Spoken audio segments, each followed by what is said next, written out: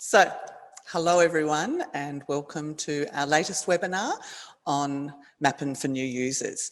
And I'm gathering from your existence here today or your attendance here today that you're to some degree new to MAPPEN.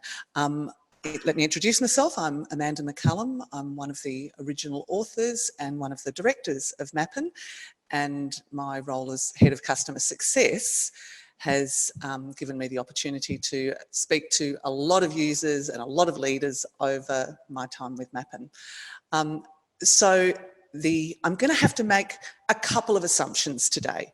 The first one is that if you are listening and watching today, that you are a MAPPEN user, that you have a login, and that if you choose to, you can follow the screen flow that I'm going through in your MAPPEN login at the time.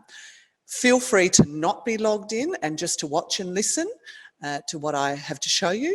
And the intention with today is to make sure that you are aware of the various features that exist within MAPPEN, because I know when you start in a MAPPEN school, quite often you will get shown the how to use it in its most basic sense, and that is, you know, opening your tasks and delivering them and getting the information. But there is so much more to MAPPEN that you can gain a whole lot from in supporting you in your role as a teacher. So that's where we're going today, and so please note that there is your chat capacity. I've got also with me today is Danny Ritterman, who's the CEO of MAPPEN and another one of the founders. So Danny will be looking in for any chats and notify me accordingly if I'm deeply involved in talking to you at the time and I miss something. So please don't hesitate to ask any questions that they come up.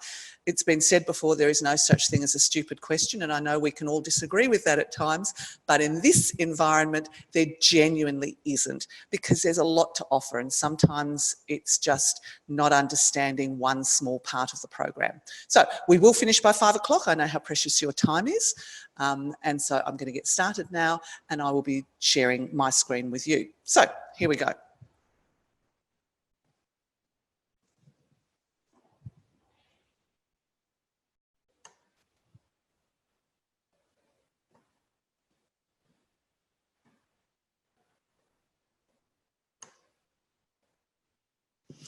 Alrighty, unless someone tells me otherwise, I'm going to assume that you are now looking at my main screen.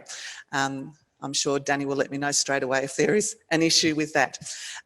Alrighty, so as you know, what you're looking at is the home screen of your MAPPEN account. And let me get my cursor somewhere because I think it's sharing with another screen. There it is, found it, beautiful. We'll stay there now. Okay, so we're looking at the home screen of MAPPEN, and whatever level you're teaching, you would be able to isolate your units by clicking on the relevant year. And then if I scroll down, you'll just see the 8 units for your year, your years. And if you wanted to isolate a particular concept, because that was the unit that was being, or the concept that was being investigated on that year, then you would isolate that, and what you have is your unit for the upcoming term. I'm going to do a bit of a broad brush over this initial information in MAPPEN, but I do want to go there just in case you've missed something. So very briefly, the start of your unit, and you may have had this glossed over to you, this here is what I would refer to as your introduction to the unit. And guys, when you're getting ready to deliver a unit that you haven't written yourself, this is a really crucial element for you, because what it does is it shares the thinking, it shares the design, it shares the compliance with you so that you understand where the unit is going. So quickly looking at the left-hand side of the screen, what you're looking at is the purposeful learning, you know, so it's not just what I've got to teach, but why am I teaching it? And you can share this thinking with your students, what the main areas are that are going to be covered, what the essential questions are that you want the students to be able to answer at the end of it. And this little future action, this is for you thinking about it, because what you're teaching your students, you want to change their lives in some way, in a positive way.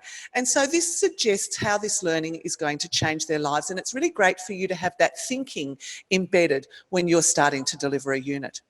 From a purely practical perspective, if you take what is generally about 8 minutes to watch this little video, which is your introductory video, that sets you up to understand the whole unit. What it does, it takes you through week by week, task by task, but very briefly, what is happening throughout the unit and how it culminates. So without having to go through the unit, opening every task, looking at reading it through, at the start of a term, if you watch that video, you're in a really good place to understand where the unit is going. These tabs, I've chosen an Australian curriculum version of MAPPEN today because I've got participants here from all states. So obviously, whichever state you are in, this tab would say NISA, it would say Vic curriculum, Australian curriculum, etc. So this tab just shows you which of the content descriptions for your jurisdiction are being addressed within this unit, and it has links to that relevant jurisdiction if you want to go any further. I won't go there now, there's no need. But having a read of that really gets you into the headspace of where the unit is going. The glossary is just the words that are particular to the MAPPEN unit that your students need to have an understanding of. Now, as you probably know by now, there's a glossary task in each unit, but you can use that glossary in your literacy for word walls, for spelling tasks, all sorts of things, if you choose to integrate more fully. This teacher preparation, and you may not have even gone here before, but basically each of the tasks has got a bit of preparation, and this pulls it out of there into this one list. So when you're preparing for next term, you can go through this list and say, okay, I'm going to have to go into that task, it's got something attached, I'll go in and I'll print them out, etc. Everyone knows, by the way, I've taught every level, and that helped when I was writing these units, or co-writing the units. When you go into planning for your next term, generally speaking, there's a couple of big ticket items. Visiting speaker, maybe an excursion, something that has a little bit more resources for you to prepare. So what we've done to make it easy for you is the default list is everything, just photocopying, you know, that type of thing, bringing up a website, etc. But if you click in this one that says show only tasks with significant preparation, if you click in that, what you'll see there is that there is just 4 tasks that are going to take you a little bit longer than the night before to prepare. And so that just makes sure that you're getting yourself organised in time for your delivery of the tasks. Hope that makes sense. And I haven't had any notes with questions yet, so I'm assuming it does. The guided reflections, guys, we add a guided reflection in each task. It's to help your kids become metacognitive. It's just to help them get used to thinking about their thinking, and this is a list of them that you can have a look at the start. Along with any assessment items and the literacy connections. So when you're getting ready to deliver a unit, the literacy connections, you might want to look for whether any resources you already have in the library, or look at some of the online resources that are suggested in here, so that you can actually make some very genuine integration links between your literacy program and your inquiry/integrated learning. So that's a resource that is new. We've only just recently added that, if you hadn't seen it, and it's there for you to just be able to find additional material. So if you spend 10, 15 minutes in this introduction area before you move into actually opening tasks and delivering them, you're in a really good place. For your documentation, when you've got to provide what you've delivered, that's what the overview here is for.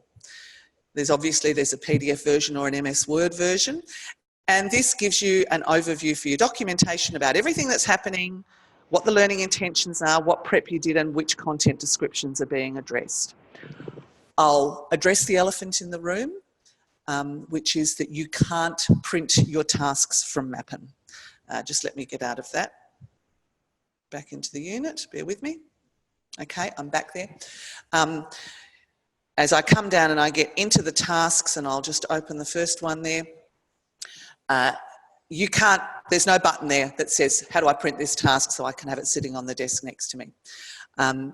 There's obvious copyright reasons for that, but on a more you reason, the tasks get updated regularly, web links get updated, teachers add notes that you might be that might have ideas for you to enhance the task or to differentiate it in some way. And if you're not accessing the task online, which tends to happen if you can print the tasks off, then you're not getting the benefit of that currency and collaboration.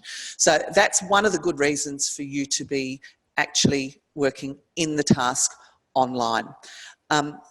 We have recently, we've been taking feedback on board about how a teacher has the task open on their laptop, but they've got to show things to their student as well. So you may not have noticed this as yet, but only last week, if I just scroll back up to the top, you'll see the student slides. And anytime you are in a task, if you click on the, if you connect your student slides to your overhead, to your data, whatever it is, whether it's an interactive whiteboard or an Apple TV or whatever, you get a unique pin, you link it up there, then every time that you want to display the student slides up on the interactive board, they will show up there, but what you will see is still your, arrow back there, what you will still see is your task method for how to facilitate that. So that's helped a lot in terms of the practicality of using MAPPEN in the classroom. Okay, still haven't seen any notes, so I'm assuming that we haven't got any questions as yet. Let me just close that for a moment. I just want to talk a tiny bit about the structure. I'm looking at a unit for a 3-4. And for 3-4 and 5-6, the structure of your unit is that for the first 5 weeks, and it's terminology that you should be able to comfortably use in your school. For the first 5 weeks of the unit, you are basically facilitating guided inquiry. That is, you are introducing your students to areas of the curriculum that you have to cover. That's how we balance the mandated curriculum. So for those first 5 weeks, you are guiding their inquiries. At the end of week 5, you stop and have a look at what you've learned, what they've learned so far, and they come up with or they look at their questions that have been generated for them. And in week 6, you would then, lost my cursor again, in week 6, you would stop and let the students conduct an independent inquiry into something that has interested them in the previous 5 weeks. So you're getting the mandated curriculum covered through guided inquiry, but you're still developing the skills of independent inquiry. Then week 7 and 8 goes on to do your summative assessment tasks. That's how the inquiry side of things is met in MAPPEN, and it really does balance your mandated responsibility to meet all of the curriculum, but we also want to develop those skills of independent inquiry in these 21st century learners. So that's how it happens. For foundation to year 2, kindy, whichever state we're in and whatever terminologies we're using, where they don't have those skills of independent inquiry, they don't get the stop in week 6, but what you do get is throughout the unit, there are suggestions of play-based opportunities that you could explore things a little bit further with your students. So they're generating that questioning, wondering type of thing in the junior grades. I didn't mention, I'll just scroll up, when we were looking at the introduction, I missed one of the tabs, which was this one. So as I said, this is a 3 to 6 unit. This inquiry tab, what it does is this is a task. This first column is the tasks that you are facilitating in the classroom. Your students will have an opportunity to generate questions, but if you get to the independent inquiry stage and you have students who are just don't have anything questions that they can think of, there's ideas there that you can support them about an inquiry they might like to do. So this process within MAPPEN both supports teachers who are not used to facilitating inquiry, independent inquiry. It helps you know that you're covering the mandated standards, and it helps students develop the skills of inquiry. So that's the structure. Alrighty, let's get stuck into the nuts and bolts of a task. And I'm going to remind you guys, if you are delivering a task, I'm opening the first one. If you deliver a task, Tick that little tick that makes it green. Why is that of benefit for you? The reason that's benefit for you, you know, when I got into this unit, I went to my 3-4 units, I went to the concept I was looking at, I got into the task. If you aren't clicking tasks, you then have to scroll down to find out where you are up to. As soon as you click a task as completed, the next time you log in, and this is like your homepage, this icon, next time you log in, what you'll see is you've been taken immediately to where you are up to in the unit. So you don't have to go searching for it again. So try to remember to mark your tasks as completed. It also helps leadership when they have to document what's happening in their school to be able to see the progress of the units through the school. So that's important for both you and for your leadership. Alrighty, I'm going to duck back into that task. Okay, so when we're looking at the task, yes, this left-hand side that is titled task method, we refer to it as being like a consultant on your shoulder. It is what you're doing, why you're doing it, how you're doing it. But guys, it's not intended as a script. It's intended, it can be used as one. You can deliver it exactly the way it's written there, and I hope you have a good teaching and learning experience. But you can personalise it, and I'm going to show you how to do that. But it does mean that you can clearly understand the intention. So the start of it is anything you need to do to get prepared. New, and some of you may be delivering units at the moment that don't have learning intentions and success criteria. That's because we only recently made the decision to incorporate them. And having done so, we're getting fantastic feedback from teachers, and they will be introduced progressively to units over the next 12 months. So within 12 months, every unit will have the learning intentions and success criteria. Those are intended to be displayed for your students so that your students are really aware of why they're doing what they're doing and what success in what they're doing will look like. And that's about, you know, making, depending on what state you're in and which pedagogical leaders you're listening to, it's about visible learning. It's about making students really aware of what is hoping to be achieved by the teaching and learning that's happening in the classroom.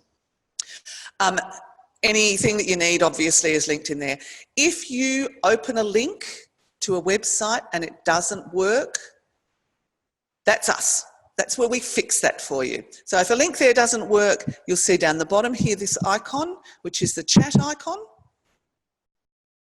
Jump into the chat icon, you'll see Mark is there. Hi, how can I help you? I'm going to tell him just a webinar check, but I might be saying in there, the website on this task isn't working, can't remember how to do, etc.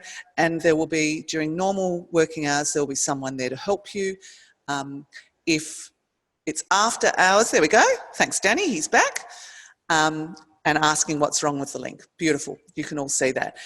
We're there, we will help you as immediately as possible. If you need something after hours, because we all do our work at home after hours, I know that, we'll get back to you within 24 hours. The request comes through to us when we start work the next day. So remember that that is there, and I'll just, this is interesting because I'm operating 2 screens, guys, so when you see me wobbling around with the cursor, it's because I can't find the original one. All right.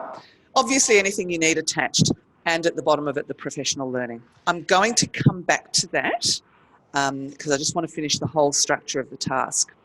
So obviously, this side, which is the student, can now be displayed on those student slides. So basically, if you're saying to the students, I want you to form into 5 groups, and as a group, I want you to write down all the things that are necessary to make the object at your station work, you say that to them. You get them off to their tasks, and little Johnny puts his hand up and says, sorry, what are we doing? If you're sitting at home and not laughing at that, then I can't believe you've never had that experience. But now you can pop it up on a slide in an interactive whiteboard, and the instructions that you've given to the students verbally are going to be displayed for them as well. That's what that's about. Let's come back up to the top of the task. There are any links of, because this is the first task, the concept-based task, it's not necessarily directly linked to the curriculum.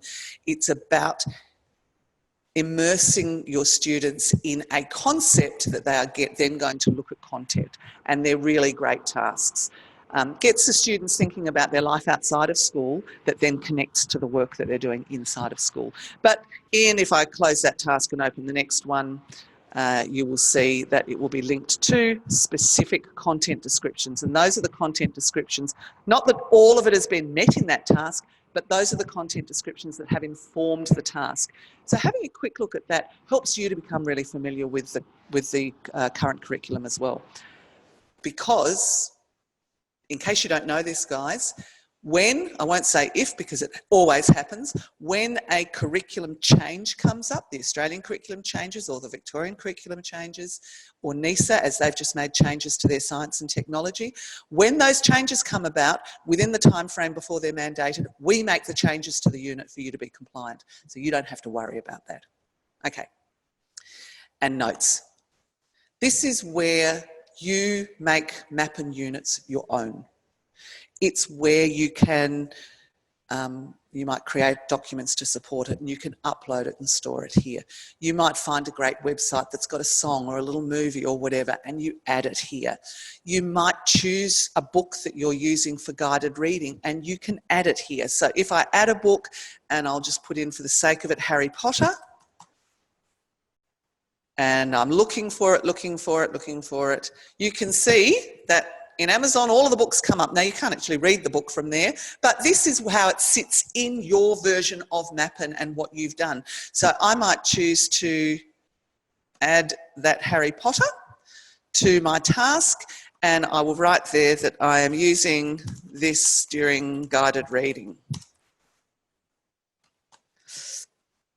And we have that sitting there. So this is where you can really personalise everything that you're doing in a task. Underneath that, where I've written, you'll see that these come up blue. Every time you personalise MAPPEN, you get to choose who sees it. You can post it privately. Personally, I don't see a lot of benefit in that unless you're reflecting on your own teaching, which is another thing you can do in here. But if you found a great resource, at the very least share it with the other teachers that are in your school. Or if it's a great resource and a great idea, we are a MAPPEN community. There are about 8,000 teachers out there using MAPPEN at the moment. So, you know, share it, post it publicly, and let anyone who comes into that task see your thinking and share it with them. You'll notice there that there is a bin. Because I have posted something, I can delete it. Same goes for you. So I'll delete that one for the moment because it doesn't really make sense. But that's how you use the notes feature. The differentiation feature. This, I want you to realise this as PD. So when you are looking at the children in your class and you've got someone really bright or you've got someone really weak or you've got someone with learning challenges, we don't make the differentiations for you because we wouldn't presume to know what your needs are for your particular cohort of students. But sometimes teachers just need a repertoire of ideas. So these ideas for differentiating exist in every task. They're the same ones.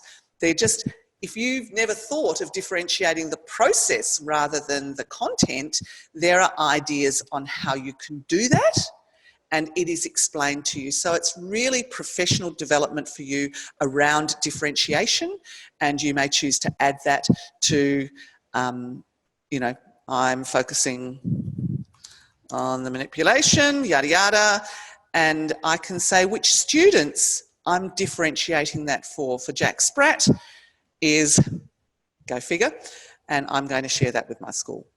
Or I might have chosen to keep that private. So this is all the places where you can use it. Student journal. Let's talk about that for a moment. Just the why we have the student journal. Teachers, for my entire experience, have been asked to keep anecdotal records on their students. And hopefully you'll all relate to that. What you'll also relate to is the difficulty in keeping anecdotal records outside of literacy and numeracy. When you're keeping records about literacy and numeracy, you tend to have checklists because they tend to be related to very specific skills and processes. And that's a much easier check to keep. But when you're looking about your integrated or inquiry learning, How to keep anecdotal records there become quite difficult, because you can write a note about Amanda not collaborating very well with Danny, but without the context of the task that they were doing at the time, it becomes meaningless when you come to write reports. And you've got to write so much to make it meaningful that it's simply too hard. This is why this was developed in MAPPEN. So I'm going to step you through it, and then I'm going to show you how, when you've forgotten what I've said, there's another get out of jail free card for you. So I'll scroll up to my name. This is my portal. So in here, under my name, you will see students. If I click in students, I already have added students to my account. But if I wanted to add more, and for some of you may not have done this at all, you would simply click on add students. And you can copy and paste a word list. There's a little example happening over the side here. You would write in a name, and Smith, and continue and save. Or you would copy and paste the whole lot and just save that. You can see now that Anne Smith is in my list of students. You have to add your students to then be able to build your student journal in a task. So if I go back to my task that I was in, I was here.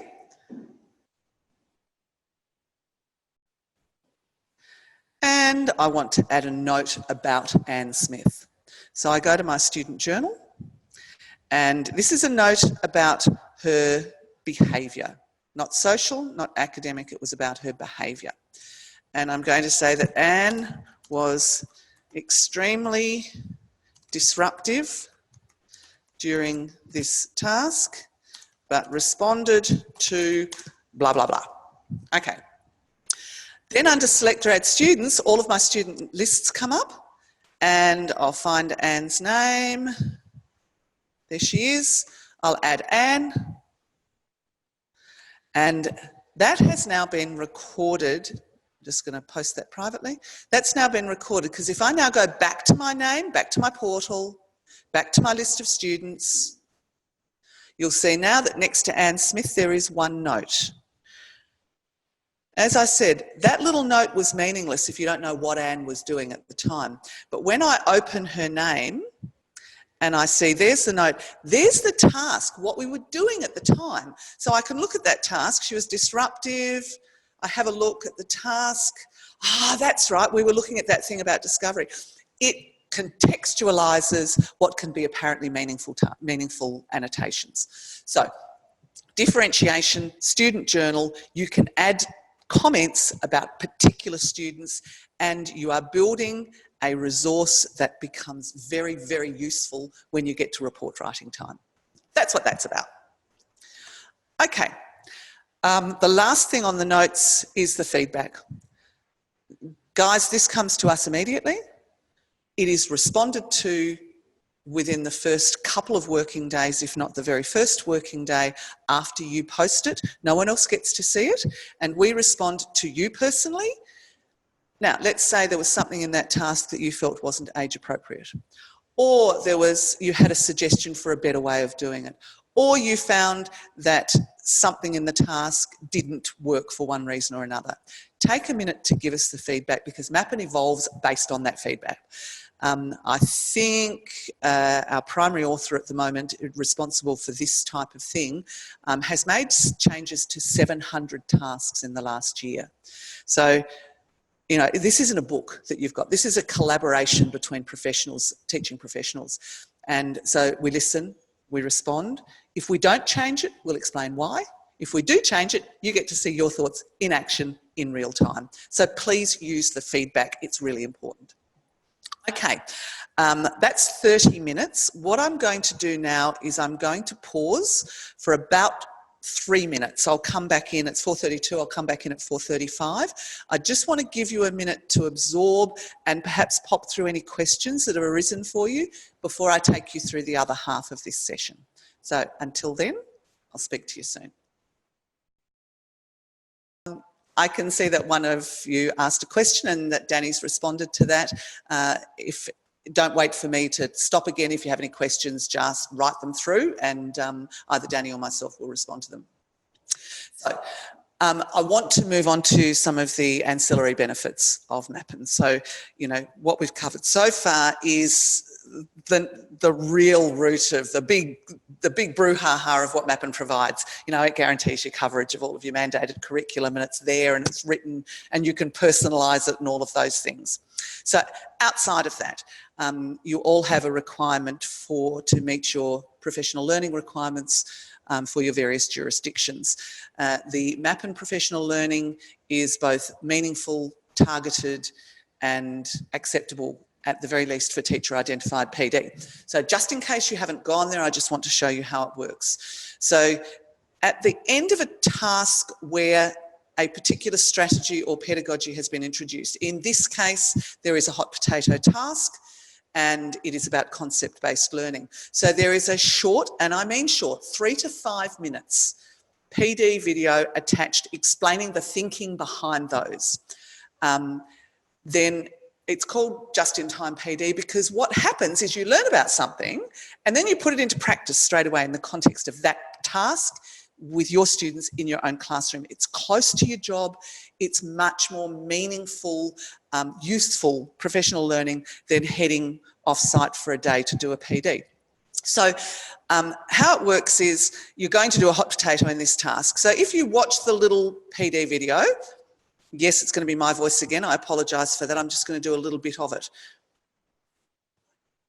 Oh, you probably can't even hear it. Doesn't matter. That's fine. But that little PD video goes for just short of 3 minutes and it explains. It's also it's written for you. There's a transcript if you don't want to listen to the dulcet tones of Amanda.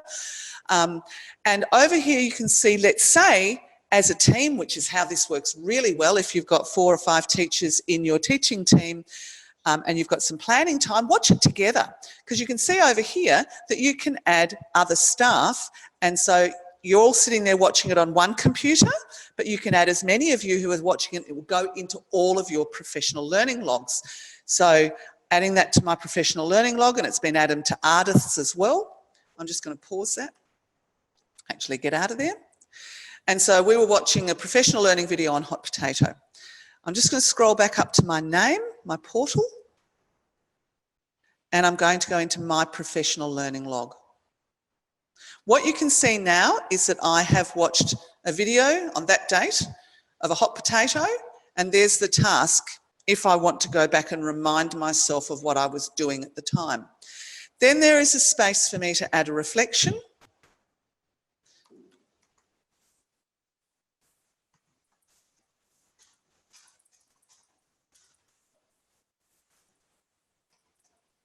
Okay, so what I've said there is students responded really well to this, and I'll use it in a literacy task. I'm then going to look at which of the AITSL standards I've been working towards as I've done this professional learning. And I'm going to go, it's understanding how students learn. So I choose that one, and you'll see here that there is 60 minutes. For every 3 to 5 minute video that you watch, you are accredited for your professional learning for your industry body with 60 minutes. And that is because you've read and analysed a task that you didn't write yourself. You've watched the professional learning video, you've then practiced it in your classroom, which is another period of time, you've gone back and reflected on it. That is a genuine, meaningful hours PD, and it can be for a whole staff if you watch one of these videos at a staff meeting. I'm just going to save that. And so what you can then do, if you print that out and add it to your professional learning log, you'll see there it is. And all of the inquiry, all of the thinking that I have put is there and articulated, and it is very acceptable to all of the bodies around the country in terms of your professional standards and your requirements for re-registration. Apart from the fact that it's really good learning about your teaching. Okie dokie, so where did I get to? So you've got your professional learning, and that's a really powerful thing that you can use both in your reviews at the end of the year as well with your principal about showing what professional learning you've taken on board yourself. So that's one thing. Another little practical element, as a teacher myself, for every term I would in my first term newsletter, I would send home what we were doing that term in our inquiry learning. If you go into, sorry I jumped there, if you go into the 3 white bars, which is basically your navigation around the MAPPEN site, if you go in there and you go to scope and sequence, what you'll find here is 1-page glossies that you can just attach to your newsletter, and there's at least 2 hours of your life back. Because let's say you were delivering someone else's shoes. I'll open that one. And you have this lovely one that, you know, has a nice picture associated with it. It's got the big picture thinking, what they're doing in their assessment, how it's going to change their lives, etc. And you can just have that and send that home in your newsletter. So that's a little bit of your life back that we know is just a practical application, a practical thing that teachers have to do. I'll just close that for a sec. Come back here. And show you a couple of other things that are in the under the 3 white bars. So what we also have there is the curriculum maps. So if I go into there, there we go. Having MAPPEN as a resource for you, whilst you can be confident that it's covering all of the mandated curriculum, there are times as a teacher when I want to see how something that is coming up is going to be covered, or how something that I have thought about before and taught before, how that's going to be covered. From a leadership perspective, these maps are wonderful for school reviews, etc. But from your perspective, let's say I am a year 1 and 2 teacher,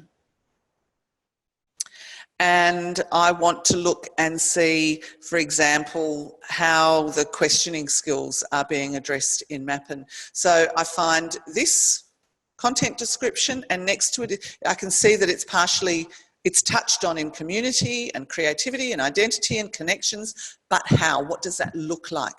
And so if I click on the tasks, it will show me any task that particular content description has informed in any way. And so you can go in and have a look at it. That's just a real degree of visibility for you around how MAPPEN is doing what MAPPEN says it does. And so that's there for you as well. I think that's probably all from that side of things. If something that we only added last week was the literacy connections for a whole school. So you might like to go away and show this to your librarian, or you can have it for each of your teams coming into the start of the new year. If I open the literacy connections there, what you can now do is go via year level and via concept to see all of the literacy connections that we have found that you could use as a resource. So for example, a librarian could go through this and look to see what books they already had in the school and maybe box them up for you, all sorts of things that you can do. So this, if I go into, I'm looking for my years 1 and 2 again, what I'm seeing then is all of the resources associated that we have found that can support any of the units that you're working on. So that's just another small addition that we have there. And I'm thinking that there's not a whole lot else that I need to show you. Has anyone got any questions? I'm just opening my chat line here for the moment. And wait a minute to see whether anyone wants to jot any questions down that I have. It's all right. I knew there was something I'd forgotten. Let me go back into my name again. Because as I mentioned to you earlier, there'll be things that'll come up and you'll go, how did I do that again? Where was that? Why are they doing this, etc. Let me just close that. What you'll see here is there's 2 things. The Professional Learning Centre, if you simply wanted to, you hadn't come up against a task that had a PD around student-led conferences in it and you were interested in or wait time and you were interested, you can access any video that exists anywhere in the MAPPEN suite via the MAPPEN Professional Learning Centre, and it's simply, when I click on Show Tasks, it'll show you any unit in the entire suite that has that PD video attached to it. So that's one way that you can access anything that you want to learn about. The thing that I was particularly wanting to show you is the MAPPEN Training Centre, which is relatively new. So what we have in here is, I spoke to you about the structure of the units earlier. And if you wanted to explain that to someone else who isn't perhaps in today, and you wanted to remember it, well, so you'll find that there is a structure of MAPPEN units, and there is a little PD video with a screen flow, etc. Not a PD video, a training video about that particular feature of MAPPEN. It might be that you can't quite remember how to use the differentiation or how to add comments in notes, etc. How to use the student journal, that'll be in there somewhere. Somewhere I will find it. It's interesting. I will find, it's within the notes, sorry. And so you can go into the MAPPEN Training Centre and refresh your memory or show anyone else who's asking a question where there is learning for them about the various features of MAPPEN. So that is in there as well. Okay, that is that. The last thing, this little one, opening external links in a new window, is a really simple thing. It was, once again, collaboration. It was a feedback from a teacher saying, every time I open a link in MAPPEN, it overrides my MAPPEN task. And so, you know, so if you open that, opening external links in existing window, it swaps you from opening in a new window or opening in an existing window. So you can choose via that link to have it open in the existing window or open in a new one. And that's entirely up to you. That was another little piece of feedback that we received from teachers themselves. So to reiterate, I suppose, the key points of this is that there are elements to MAPPEN that you can get more out of other than just open, read, deliver. There are elements there to support you in informing parents about what's happening, etc. That MAPPEN is a collaboration very much between you and us, and we hope that you use both the little live chat or the feedback button to keep talking to us so that we keep improving and enhancing MAPPEN along the way. And that apart from being your curriculum, MAPPEN is a meaningful PD vehicle for you as well. At the top of your homepage, there will always be any updates that we have, anything special that's happening. You will see that we will update you about those at the top. And in case your leaders don't know, I'm doing a webinar about leading a MAPPEN school on Wednesday. So if you found value out of this, obviously it's a completely different focus for them, but you might want to mention it to any school leaders that might want to register for that. There is a new users webinar facilitated every term. And so if you know that you have new staff arriving, then certainly that will be, the next one will be advertised after today. And those links allow for a quick connect to join the webinar. So with a final check to see that I don't have any questions, and I don't, I'm going to say thank you. Enjoy the rest of your term, and we'll look forward to speaking to you with any feedback, any thinking that you have, and continuing to support you. Take care and see you later. Bye.